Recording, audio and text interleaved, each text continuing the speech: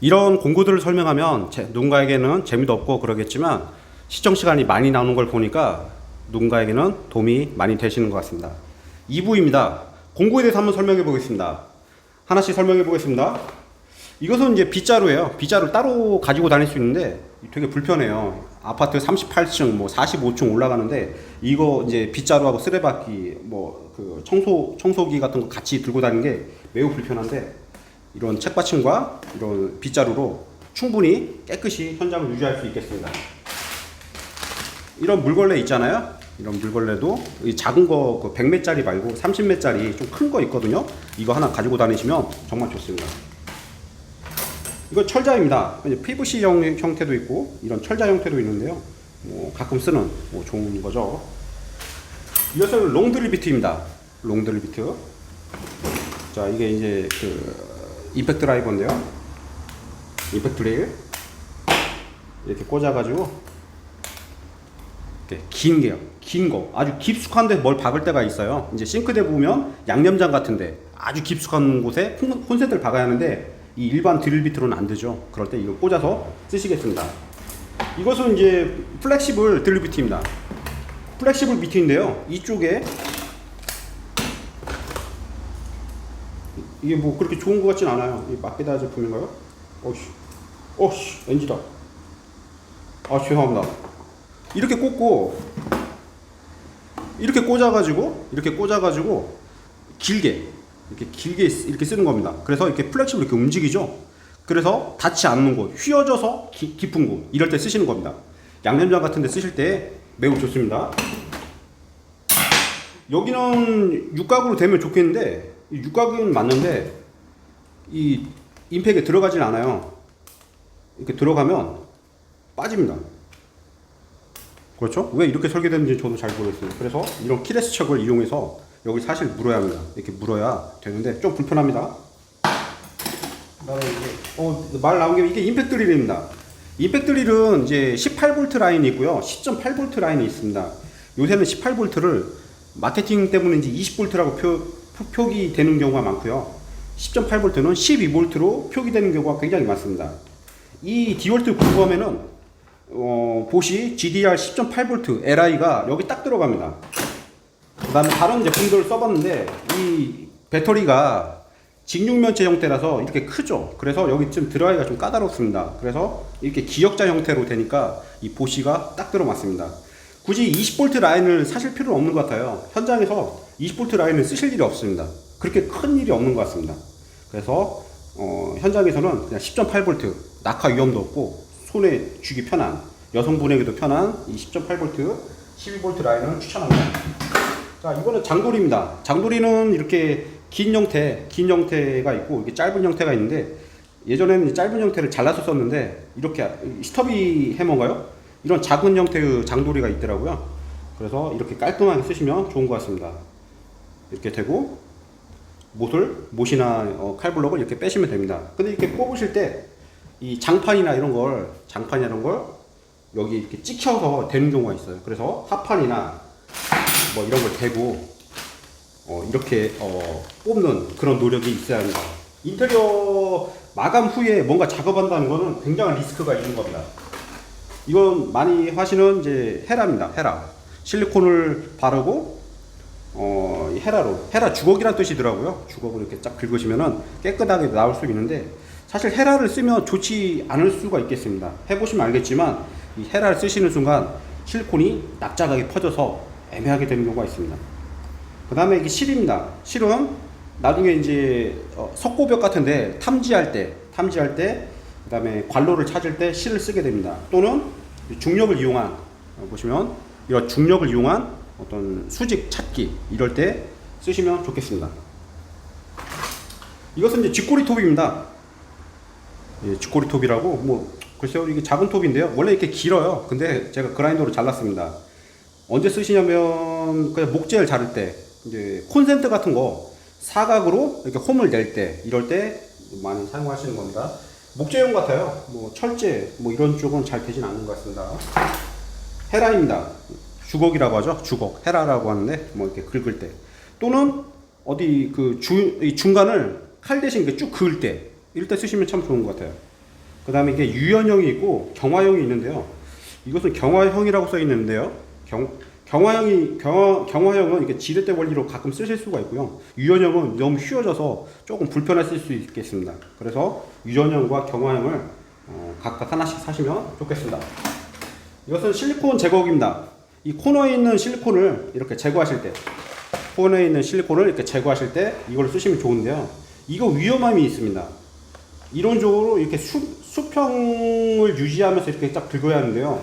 인간이 이렇게 수평으로 긁는 게 쉽지가 않습니다. 그래서 이걸 하다 보면 이 안쪽으로 파고들면서 이렇게 긁는 경우가 있죠. 그러면 이쪽이 부재가 비싼 싱크대나 이런 것들이 이제 긁힐 수가 있죠. 그 다음에 이 안쪽이 아니라 바깥쪽으로 쉴 수도 있겠죠. 이론적으로. 그러면 어떻게 되겠습니까? 이쪽이 라인이 이쪽 흠집이 쭉 나가지고 딱 했는데 흠집이 나가지고 낭패를 보는 경우가 있어요. 그래서 이거 좀 주의를 요합니다. 상황에 따라서 안 쓰시는 게 좋을 수도 있겠습니다. 이것은 이제 몽키라고 불리는 제품입니다. 몽키 스패너인데요. 이렇게 작은 것을 뭐 스터비 몽키, 경량 몽키, 뭐 와이드 몽키 이렇게 부르는 것 같아요. 이 은색으로 돼서 이렇게 자루가 긴 거 있잖아요. 그것은 뭐 일반 현장에서는 잘 쓸 일이 없는 것 같아요. 그 정도 쓸 거라면 파이프 렌치라고 해서 그걸 쓰실 일이 있고, 개인적으로는 이 경량 몽키를 추천합니다. 이 주둥이는 크고 손잡이는 짧은 형태를 쓰시고요. 그 다음에 사용법은 이렇게 다이얼로 이렇게 눌렀다 줄였다 하실 수 있겠습니다. 와이드 한 12인치 쓰시면 좋을 것 같아요. 12인치요. 비싼 거 사실 필요는 없는 것 같아요. 아까 헤라 설명드렸는데 요즘 이제 헤라를 안 쓰시고 비눗물을 몇 번 뿌린 다음에 실리콘을 이게 아이스크림 막대기 이렇게 긁으시면은 잘 됩니다. 제가 직접 해봤는데 이거 잘 됩니다. 요즘 대세죠. 헤라보다. 가위입니다. 이거 일반 가위보다는 이렇게 조금 뭐 묵직한 형태의 가위가 좋은 것 같아요. 현장에서는 어떤 걸 쓸지 모르니까 이런 가위 하나 가지고 계시고요. 칼입니다. 칼은 이제 이 칼날의 두께에 따라서 뭐 9mm인가요? 9mm, 18mm, 25mm 있는데요. 많은 분들이 18mm에서 멈추는데 25mm도 있습니다. 25mm 사시면 좋고요. 이건 뭐 일본의 뭐 타지마 제품인데 그렇게 좋은지는 모르겠습니다. 근데 칼 구매하실 때 이거는 좋은 것 같아요. 이게 다이얼 방식 꽉 조여야 이 칼이 밀리지 않고 작업을 이렇게 하실 수가 있겠습니다. 여기가 슬라이딩 방식이 있거든요. 밀려가지고 되게 불편하세요. 그 다음에 이게 하시다 보면은 너무나 당연한 건데 여기 칼날이 무뎌져가지고 지금도 무뎌졌거든요. 무뎌졌는데 이쪽이 이제 사선돼 있잖아요. 이제 저 같은 경우는 발 뒤꿈치에 대고 이걸 밟고 이렇게 휘면은 여기가 딱 끊어집니다. 여기가 딱 끊어지니까 여기 무뎌지면 하나씩 끊어서 새 칼날을 유지하면서 쓰실 수 있겠습니다. 다이얼 방식을 사시면 좋을 것 같아요. 이건 이제 보시 임팩트 드라이버 이제 보조 배터리입니다. 한 38층 올라갔는데 이게 다 돼가지고 아래층 지하 주차장까지 가서 이거 또 가져오는 일이 몇 번 있었어요, 사실은. 그래서 이 보조 배터리를 꼭 가지고 다니셔야 합니다. 그 다음에 싱크대나 어떤 나무 같은 경우에 이제 구멍이 헐거워져 가지고 애매한 경우가 있는데요. 구멍이 크다면 이런 나무 젓가락을 이용해서 구멍을 메꾼 후 목공 피스를 박으시면 튼튼하게 박으실 수 있고요. 피스가 얇기 때문에 얇은 데는 이런 이쑤시개를 박은 후 피스를 박으시면 짱짱하게 박을 수 있다고 합니다. 여기다 목공 피스 목공 본드를 바르시면 좀 더 튼튼하다고 하네요. 예전에 이제 세안 제품 쓰다가 그게 이제 망가져가지고 뭐 저렴한 이게 블루부스던가요? 저렴한 걸 샀는데 이게 뭐 좋은 점이 다름이 아니라 이 정리가 깔끔합니다. 이 리드선이 이렇게 돌아다녀가지고 정말 귀찮았었는데 이거 깔끔하게 정리돼서 이게 좋습니다. 이게 블루보드 제품 맞네요. BT300이라는 모델인데 되게 저렴해요. 10,000원인가? 8,000원인가 되는데 좋은 것 같습니다.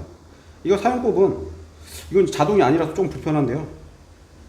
뭐 이렇게 돌려가지고 여기가 이제 도통 테스트. 여기가 좀 불편하네요. 잠시만요. 오씨, NG다. 죄송합니다. NG. 이쪽이 이제 교류고 이쪽이 직류인데요. 오씨. 다음에 하겠습니다. 여기 있다. 죄송합니다. 이렇게 해서 아 죄송합니다. 이거 넘어가겠습니다. 아 이게 오랜만에 사용해가지고 이거는 이제 접지가 됐는지 안 됐는지 콘센트 꽂아보면 이 표를 이용해서 접지를 확인할 수가 있겠습니다. 뭐 셋 다 불이 안 들어오면 셋 다 불이 안 들어오면 이제 전원 자체가 없다. 콘센트가 죽었다는 거고요. 셋 다 뭐 이렇게 들어오면 무접지, 뭐 이렇게 들어오면 접지, 이렇게 들어오면 어떤 전압선과 중성선이 바뀌었다. 역상도 콘센트 사용하시는데 문제는 없죠. 이런 테스터기도 있습니다. 뭐 10,000원 정도 아마 하는 걸로 알고 있습니다. 이게 이제 검전기입니다. 검전기인데요. 그 전선에는 이제 전압선, 중성선, 접지선이 있는데요. 전압선 쪽에 이걸 갖다 대면은 삐삐삐삐 울리면서 전압선을 찾을 수가 있겠습니다. 뭐 일종의 플러스라고 하면 좀 이상한가요? 플러스 선을 둘 중에 어떤 게 전압선인지 찾을 수 있겠습니다. 그렇죠? 이런 이제 제품도 있습니다. 히오키 제품인데요. 많이 쓰시죠? 그래서 전압선, 중성선이 있으면 플러스 뭐 마이너스 뭐 이렇게 있으면 이렇게 갖다 대시면 이 전압선에 반응하게 됩니다. 사실 실무에서는 이 전선이 두 개 지나가는 경우가 있는데 여기도 반응하고 그래요. 이게 좀 애매한데 원래는 여기 전압선에 잘 반응하고 이제 여기는 좀 반응을 안 해야 좀 쉬운데 이게 좀 애매한 경우가 있습니다. 히오키 제품입니다. 라이터입니다. 담배는 피우진 않지만 어떤 이렇게 불꽃이 그냥 이렇게 그 300원짜리인가요? 불티나보다는 이런 터보용 형태가 여러 가지로 좋죠. 다이소에서 1,500원 주고 구매했습니다. 이건 절연 테이프입니다. 많이 쓰시죠? 네, 절연 테이프. 절연 테이프는 이렇게 안쪽으로 감는 것보다는 전기나 뭐 테프론 이런 것도 다 바깥쪽으로 감죠. 이렇게 바깥쪽으로. 그냥 혹시 처음 배우시는 거라면 이렇게 바깥쪽으로 감아 보세요. 그러니까 안쪽으로 감으면 어떤 분이 오셔가지고 뒤통수 한 대 때릴 수도 있겠습니다. 제가 예전에 안쪽으로 감았다가 뭐 하는 사람이냐고 바깥쪽으로 감으라고 뭐 이런 경우도 한번 있었습니다. 그 다음에 이것은 이제 싱크대 경첩 맞추는 거 최근에 샀습니다. 이게 3,000원인가? 된 건데요. 이 싱크대 그 가장자리에서 그 홀 타공 피스 자리까지 37mm라는 걸 최근에 알았습니다. 그래서 이걸 지그라고 하나요? 이제 지그나 이제 가이드라고 부르는데 이걸 이용해서 37mm를 정확하게 타공할 수 있겠습니다. 그 다음에 이 눈대중으로 하다 보면 이 싱크대 경첩이 삐딱하게 되는 경우가 되게 많아요. 그래서 이런 직을 이용해서 수직으로 맞춰주는 그런 노력이 필요하다고 생각합니다. 이것은 이제 필기구가 이쪽에 있네요. 보니까 이제 뭐 이런 샤프심도 있습니다. 2.0을 쓰다가 3.0으로 바꿨는데 좀 두꺼운 것 같기도 해요. 막상 무게감은 있는데 이제 복공 샤프가 2,000원 정도밖에 되게 저렴해요. 이게 지금 3.0이잖아요. 근데 어떤 디테일하게 점을 표시해야 할 판에 이게 되게 두껍잖아요. 이런 생각이 조금 듭니다. 그래서 2.0이나 오히려 0.7로 바꿔야 하나 이런 생각도 하고 있습니다. 근데 3.0은 좀 무게감이 있습니다. 메이드 인 코리아인데도 이게 한 3,000원인가? 그 정도밖에 안 합니다. 뭐 이게 좀 있습니다. 여기 사인펜도 있고요. 타일 같은 경우는 이 사인펜을 표시해야죠. 행여나 그 유성 사인펜을 표시하면 안 되고요. 그래도 수성으로 하셔야 지울 확률이 많죠. 이건 이제 언제부턴가 그냥 베셀 제품으로 밀고 있는데요. 일본 제품입니다. 일본 뭐 사지 말라고 하는데 베셀 드라이버입니다. 양면 드라이버보다는 그래도 이렇게 전용으로 쓰시는 게 좀 더 보기도 좋고요. 나름대로 메이커를 쓰시는 게 사실 영업적으로 좋은 것 같습니다. 이 팁은 PH1, PH2, PH3 있는데 일반적인 드라이버는 PH2 방식을 쓰시죠. 그 뭐 여러 어떤 이 팁이 여러 형태가 있어요. 저도 깊게는 모르고 일반적인 건 PH2를 쓰시면 되겠습니다. 그 다음에 이건 이제 롱로드죠. 롱로드 작은 거 어디 이렇게 뽑을 때 쓰시는 거고 절단 기능도 있네요. 여기 보시면 뭐 간단한 것은 전선 같은 경우 여기로 절단하는 경우도 있습니다. 그다음에 이 안에 스프링이 달려 있어서 원활하게 좀 편하게 이 스프링이 되게 좋은 거예요. 이렇게 하실 수가 있겠습니다. 본의 아니게 또 베셀 제품입니다. 베셀 제품은 이게 일자입니다. 일자도 이게 아마 3mm인가요? 6mm 이것도 약간 넓은 게 있고 좀 좁은 게 있어요. 그래서 이것도 잘 구매하셔야 합니다. 이것은 십자는 맞는데 이게 어떤 게 되냐면 최근에 칼블록이 있는데 10mm 칼블록을 상부장에 박아서 그걸 빼려고 하는데 이게 임팩으로는 절대 안 빠지더라고요. 힘이 없어서가 아니라 마모될, 그러니까 빠가 될 확률이 높아서 굉장히 위험해서 안 되는데 그걸 빼는 방법을 알았습니다. 그 상부장에 보시면 이 시공목이 있고요. 10mm 그 금색으로 된 헤드가 있을 거예요. 그것을 이렇게 대고 여기가 몇 mm인가요? 8mm인가요? 9mm 정도 되는 이쪽에 렌치를 끼웁니다. 그래가지고 꽉 누른 다음에 렌치를 이용해서 이쪽을 돌립니다. 그러면 그걸 빼실 수가 있겠습니다. 뭐 이런 제품이 있고요. 이쪽에 쇠가 있는 이유는 상황에 따라서 이걸 때려 박아라 이거죠. 때려 박아라 해서 이 쇠가 없으면 이 손잡이가 깨질 거잖아요. 그래서 쇠가 있는 걸로 알고 있습니다. 때리는 공구입니다. 별렌치입니다. 제가 롱 버전을 가지고 다니는데 이게 짧은 버전도 있고 이게 롱 버전도 있어요.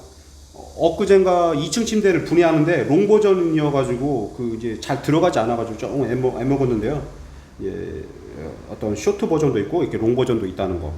그 기역자 방식의 그 별렌치나 이런 거 있잖아요. 그런 거 연속 작업하기가 너무 힘들고 클라이언트 분들이 보셨을 때 이분 초보인가? 이런 느낌이 있을 수 있어요. 그래서 이런 것들을 보시면 끝이 이제 헥스, 이제 육각으로 되어 있어요. 그래서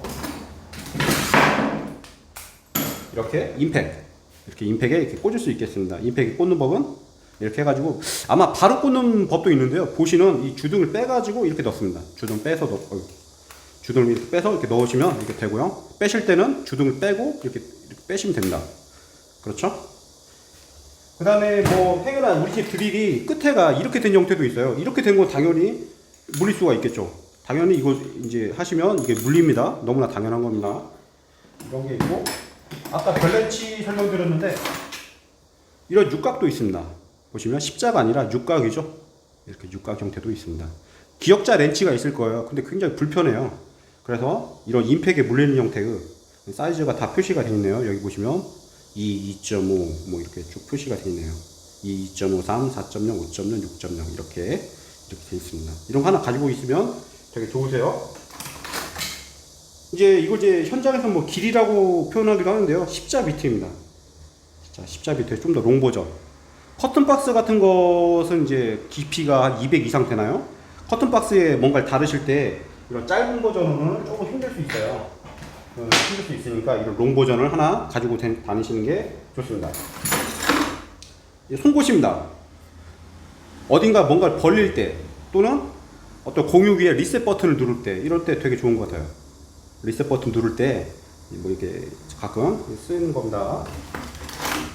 그 다음에 이 일자죠 뭐. 예, 좀 상대적으로 비싸요. 일본 제품인데요. 베셀. 일반적인 드라이버는 PH2인데요. PH1이 가끔 조명에서 많이 쓰세요. 조명에서 보시면 십자 드라이버를 댔는데 헤드가 너무 작은 거예요. 그럴 때는 PH1 이걸 쓰시면 좋겠습니다. 그렇죠? 네, PH1 뭐 이런 검정기도 있습니다. 네, 검정기입니다. 전압선에 대고 여기 누르시면 불이 들어와서 전압선인지 아닌지 확인할 수 있답니다. 이런 검정기도 있습니다. 뭐 이런 이제 이렇게 통으로 된 게 아니라 이렇게 보통 이 가운데가 홀쭉한 형태를 보통 토션 비트라고 하는데요. 뭐 이런 비트도 있습니다. 마키다 제품인데 그렇습니다.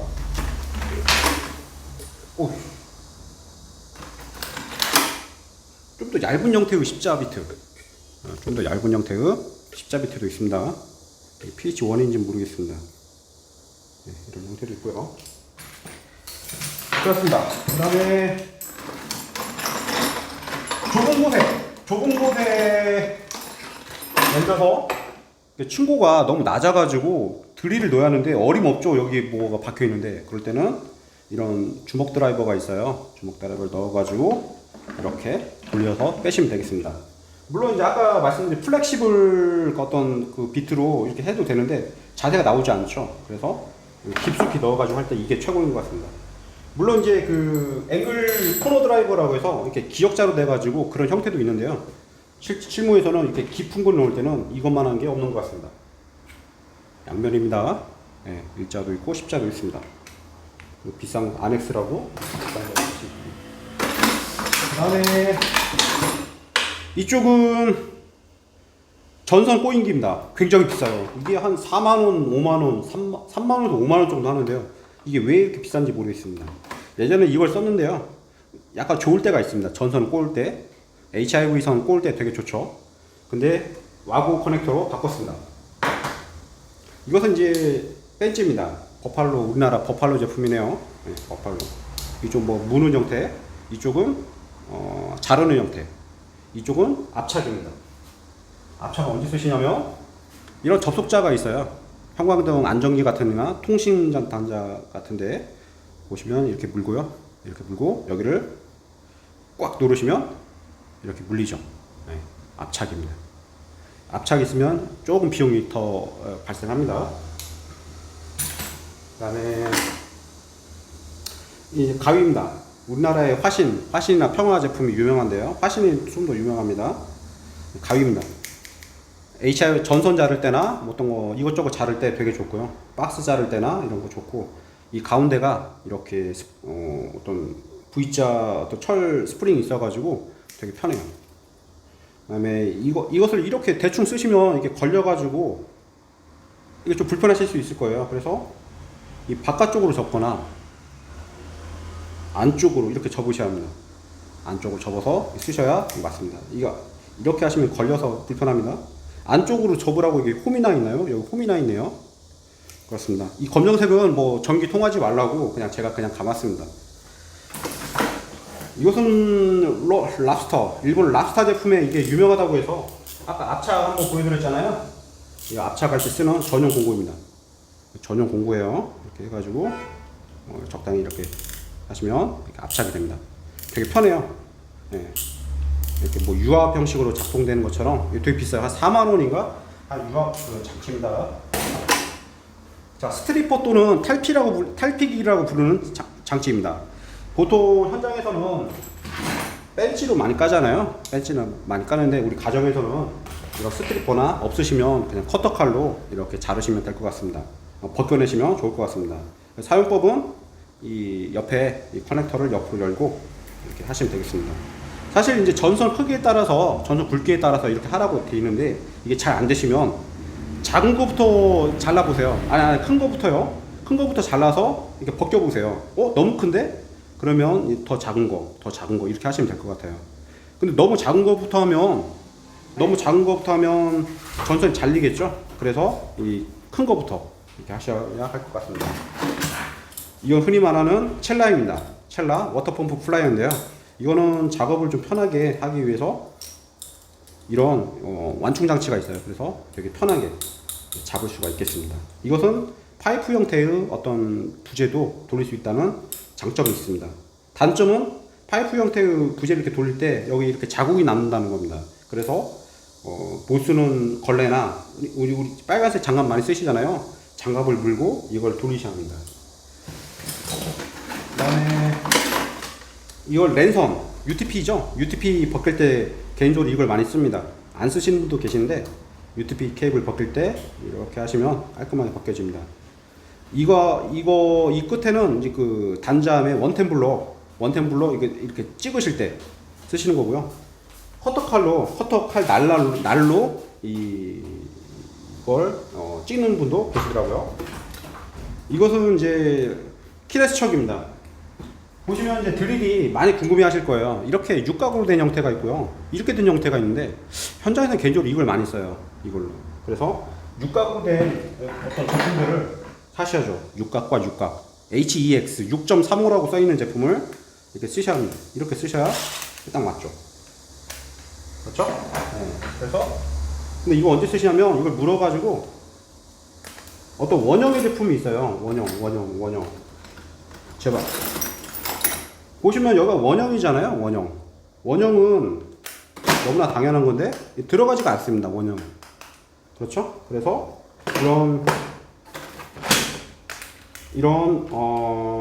키레스척을 이용해서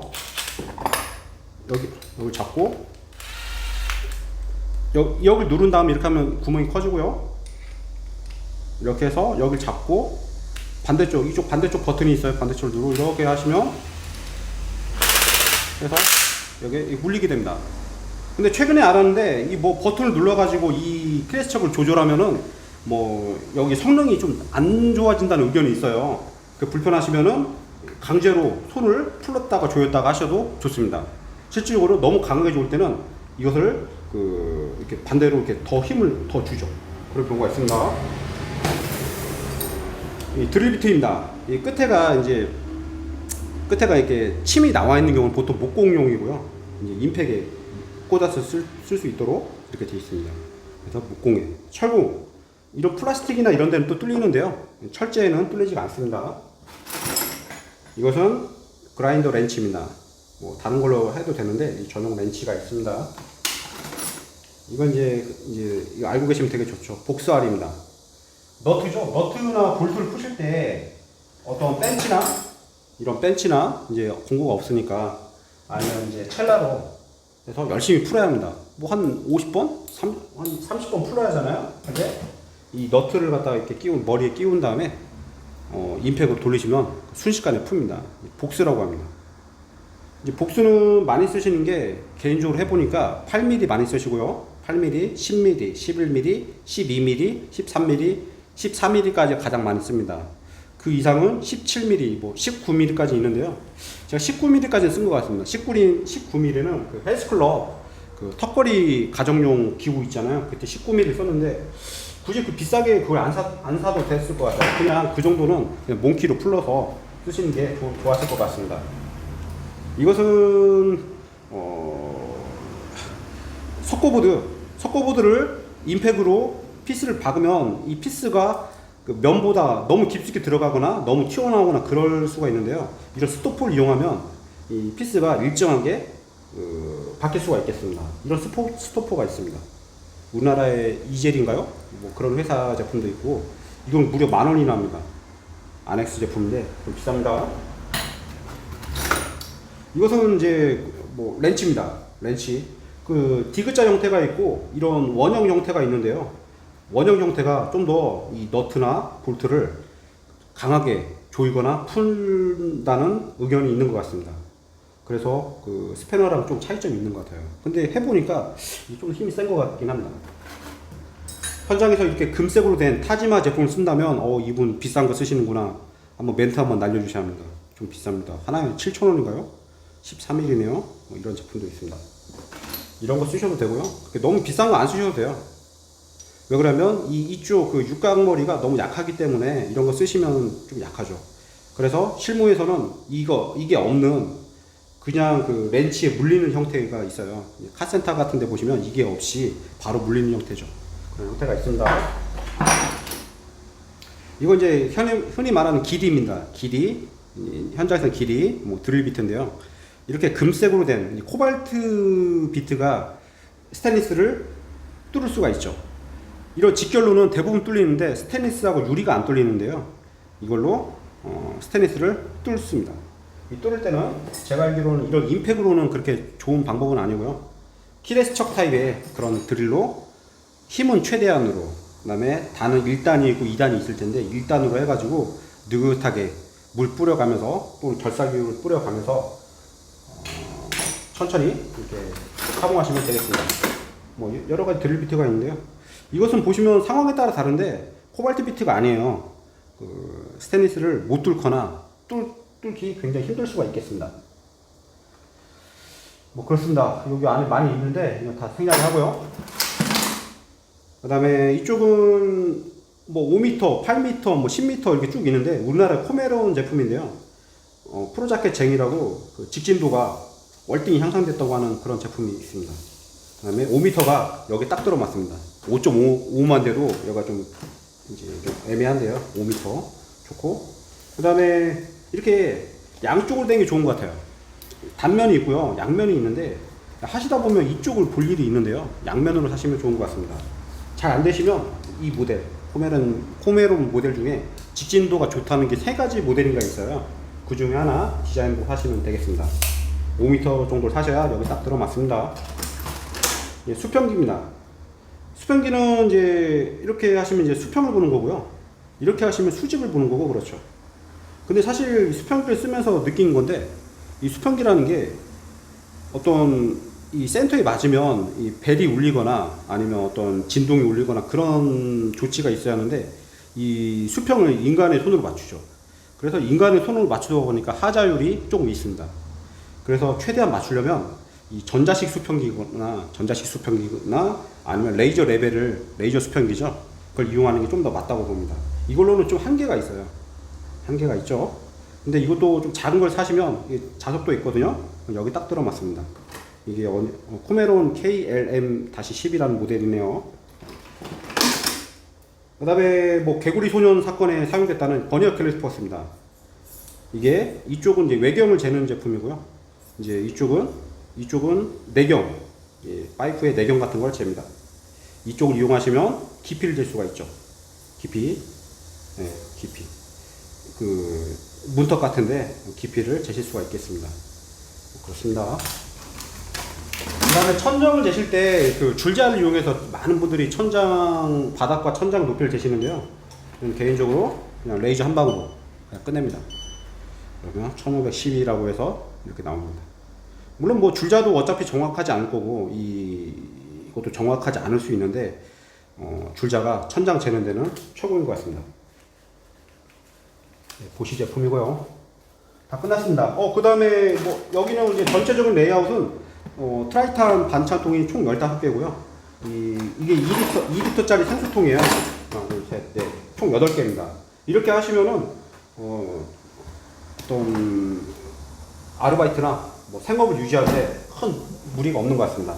나머지 공구로는 뭐 해머드릴이나 뭐 기타 자재들인데요. 그게 필요하시면은 스타리아죠. 요즘에 이제 이름이 바뀌어가지고 스타리아로 사셔가지고 거기에 넣고 다니시면 되겠습니다.